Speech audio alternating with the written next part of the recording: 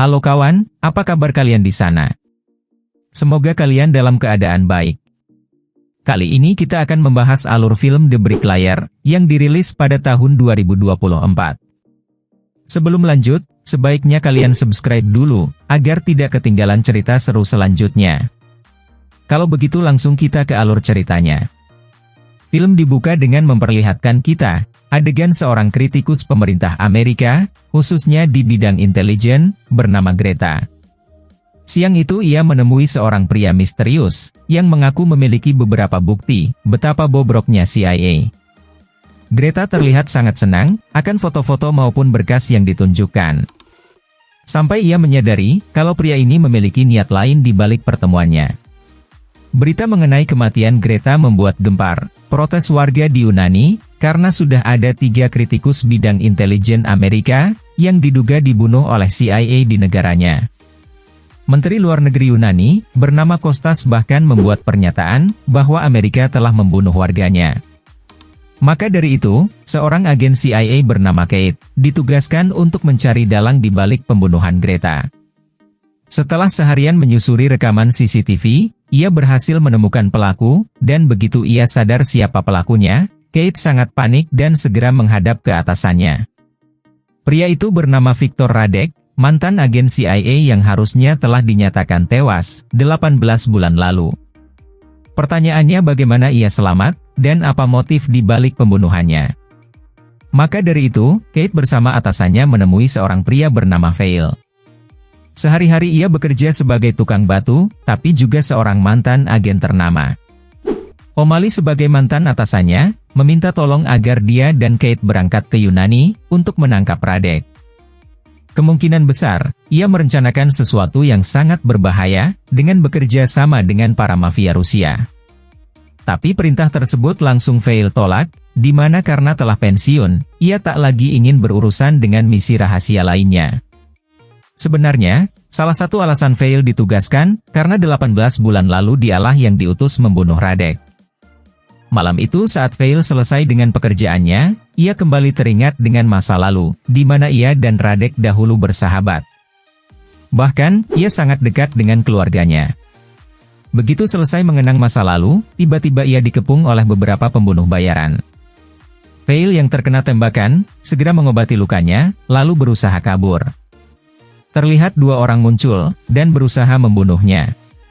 Tapi disinilah, kita diperlihatkan kemampuan Vail yang sesungguhnya. Di mana walaupun tanpa menggunakan senjata api, ia mampu menghabisi 2 musuh, yang berusaha membunuhnya.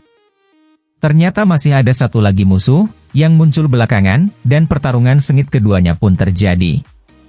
Terlalu asik bertarung, mereka berdua kemudian terjatuh ke sebuah lift darurat. Si musuh sebelum mati sempat mengatakan, kalau Radek menitipkan salam untuknya. Akibat kejadian semalam, Vail memutuskan untuk ikut ke Yunani. Pagi itu, mereka berdua berangkat menggunakan pesawat militer. Dan sepanjang jalan, Vail cuma mengingatkan, agar Kate tak menghalanginya sepanjang misi. Di tengah perjalanan, Kate juga sempat membuka berkas lama Vail, terkait misi pembunuhan Radek. Di situ dituliskan, Vail berhasil membunuh Radek, namun jasadnya tak ditemukan, karena jatuh ke laut. Terlampir juga, foto jasad anak dan istri Radek, yang ditemukan bersimpah darah. Adegan berpindah ke Yunani, begitu tiba di sana, Vail diam-diam mengarahkan mereka, untuk mendatangi teman lamanya, bernama Patricio. Sekedar info, dahulu Vail sebelum mengundurkan diri dari CIA, dirinya lama ditugaskan di Yunani. Makanya ia sudah hafal betul, kondisi negara ini. Ia mendatangi Patricio, untuk mendapatkan senjata identitas baru, maupun kendaraan untuk penyamaran mereka. Patricio terkenal, mampu menyediakan semua kebutuhan para agen sejak dulu. Walaupun awalnya Kate kurang setuju, karena tak sesuai dengan protokol, tapi akhirnya ia sepakat dengan Vail, demi bisa menangkap Radek. Setelah beberapa jam berkendara, mereka tiba di kota Thessaloniki. Mereka berdua, kali ini menyamar sebagai kekasih. Dan begitu tiba di hotel, Vail dengan baik hati, mempersilakan Kate untuk mandi, dan beristirahat sejenak sebelum mereka ke titik selanjutnya. Tapi ternyata itu semua hanyalah alibinya, demi bisa menyelinap keluar dari sana. Ia kemudian ke gereja, untuk meninggalkan ponsel yang diberikan oleh Kate, agar tak bisa terlacak. Selanjutnya, dirinya diam-diam ke sebuah pesta, untuk menemui teman lamanya, yang juga seorang agen CIA bernama Ty. Lalu Veil meminta info, lokasi seorang anggota mafia, yang dulu menjadi informan andalannya Radek, selama bertugas. Ia yakin sampai saat ini, mereka masih saling berinteraksi, dan membantu Radek dalam tindakan kriminalnya. Sebagai teman dekatnya sejak lama, Ty tanpa basa-basi langsung memberikan info yang Veil inginkan. Malam itu tanpa membuang waktu, ia langsung ke sebuah klub yang dimiliki oleh mantan informannya, bernama Stan. Tapi untuk mendapatkan informasi keberadaan Radek dari Stan, tentu tak akan mudah. Ia tak akan mau buka mulut, apalagi kini dirinya telah menjadi milioner, dan memiliki banyak penjaga. Maka dari itu, Veil tak ada pilihan lain, penjaga Stan terus berdatangan, namun Veil dengan sangat lincah, ia berhasil melumpuhkan mereka satu persatu. Namun bagaimanapun juga, jumlah mereka tak ada habisnya, maka dari itu ia memilih untuk kabur. Untung Kate datang, menawarkan tumpangan tepat pada waktunya. Tentu saja karena ditinggalkan di hotel, Kate sempat marah. Di lain sisi sepanjang jalan, Kate meminta dijelaskan sebenarnya apa yang menyebabkan Radek, yang tadinya seorang agen, malah menjadi target CIA. Veil kemudian menjelaskan, dahulu Radek menyamar menjadi perantara, bagi mafia Rusia dan Yunani. Tapi penyamarannya terbongkar, dan keluarganya dibunuh. Sejak saat itu, ia membantai para mafia, ataupun orang Rusia yang berada di Yunani. Dan akhirnya Veil diutus, untuk membunuhnya.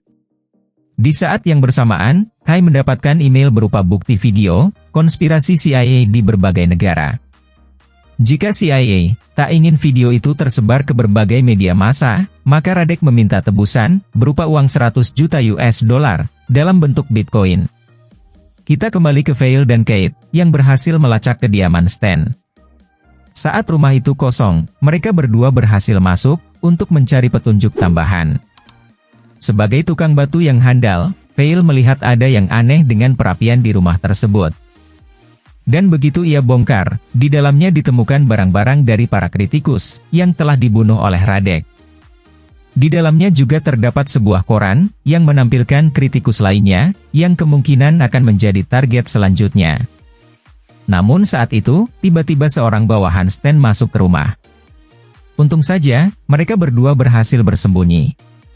Namun Kate tiba-tiba bersin, dan membuat penyamarannya terbongkar. Kate sebenarnya memiliki kesempatan, untuk menembak musuhnya. Tapi malah terdiam, karena masih magang menjadi agen lapangan. Dan alhasil, ia ikut terluka dalam aksi kali ini. Veil sendiri tak menyangka, musuhnya cukup tangguh. Tapi pada akhirnya, dirinya tetap mampu habisi musuhnya dengan brutal. Singkat cerita keesokan harinya, mereka berhasil melacak ke keberadaan target selanjutnya. Si kritikus terlihat sedang bersantai di sebuah kafe. Veil meminta bantuan Patricio, untuk ikut dalam misi kali ini. Sedangkan dirinya dan Kate, mencoba mencari keberadaan Radek, di sekitaran lokasi. Dan tak lama kemudian, Veil mendapat telepon dari Radek. Keduanya saling berbincang, dan di sini kita diberitahu, kalau ternyata 18 bulan lalu, Veil memang tak membunuh sahabatnya, lebih tepatnya ia memalsukan kematiannya. Namun ia tak menyangka, kalau Radek akan kembali muncul, untuk balas dendam ke CIA.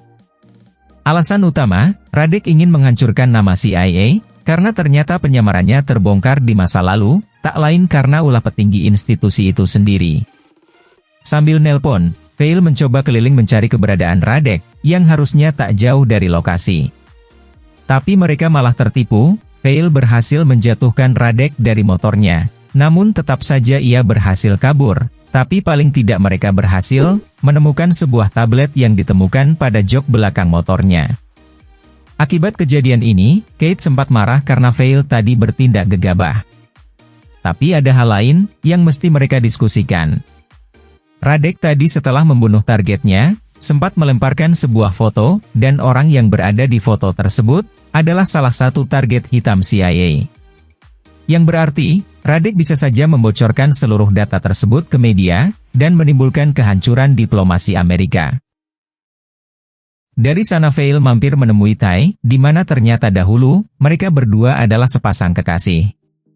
Bahkan sebelum pensiun, Veil sempat mengajaknya untuk kabur bersama. Tapi Tai merasa seluruh hidupnya, telah ia abadikan untuk negara. Veil sempat menyampaikan, soal perkataan Radek tadi.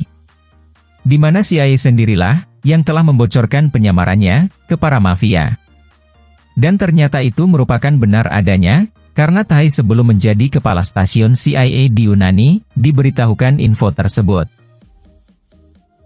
Kita dibawa kilas balik, saat itu kinerja Radek sangat bagus, para petinggi CIA kemudian memberinya promosi, dan memintanya untuk berhenti dari penyamarannya.